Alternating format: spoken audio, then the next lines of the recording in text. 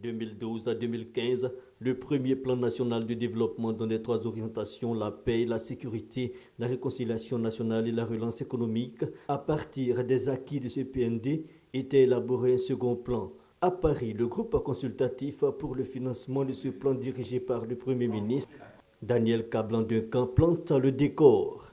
1 million de personnes sont sorties de la pauvreté.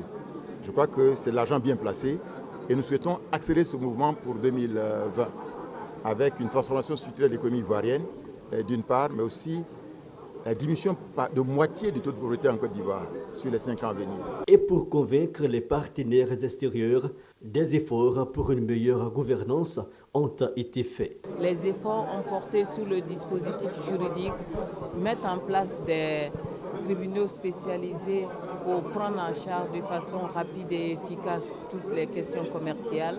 Donc c'est un ensemble de mesures.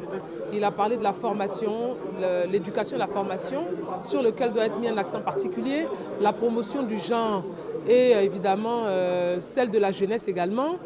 Il a parlé donc de la transformation de notre économie également qui est important. Donc la construction d'infrastructures, c'est tous ces points et tous les axes que le Premier ministre a développés. Développement bien perçu. La Banque africaine et la Banque islamique de développement, le Fonds monétaire international et la Banque mondiale l'ont relevé. On voit que la croissance africaine va diminuer en 2015, 2016 et 2017. Pour éviter ces chocs, il faut transformer au maximum vos ressources sur le plan intérieur. Et c'est en ce sens qu'il faut saluer ce deuxième plan de la Côte d'Ivoire qui se fonde sur la transformation structurelle de l'économie.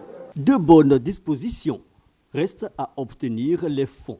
Et après plusieurs consultations dans l'après-midi, la bonne nouvelle, le groupe a obtenu le double des projections à 7 700 milliards de francs CFA, dont 5 000 dont de la Banque mondiale. Le gouvernement envisageait de mobiliser au cours de cette journée la somme de 4 425 milliards de francs CFA, soit autour de 8,8 milliards de dollars US, toujours avec le taux de 500 francs CFA pour $1. Mais de ce qu'on nous indique, les engagements actuellement fournis ont dépassé 15 milliards de dollars.